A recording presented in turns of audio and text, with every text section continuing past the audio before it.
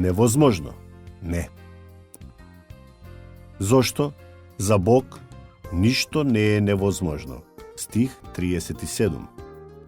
Бог е поголем од колку што мислиме. Може би мислиме дека нешто е невозможно. Може би учебниците за научна теорија тврдат дека тоа е невозможно. Може би загубата или лутината, или непростувањето прави да чувствуваме дека е невозможно.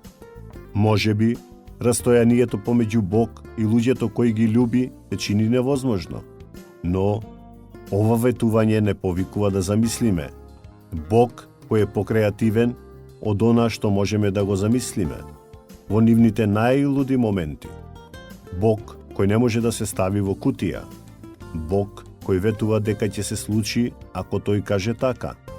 The Amplified Bible го преведува нашиот клучен стих вака: за Бога ништо не е никогаш невозможно и ниту еден збор од Бог нема да биде без моќ или невозможен за исполнување.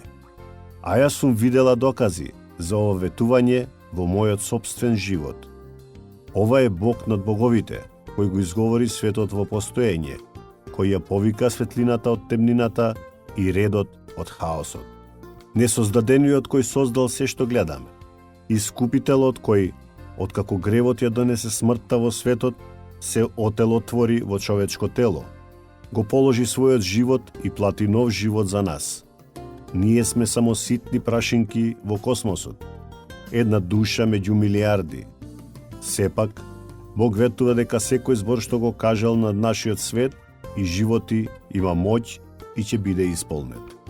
Може би ништо друго не треба да се каже.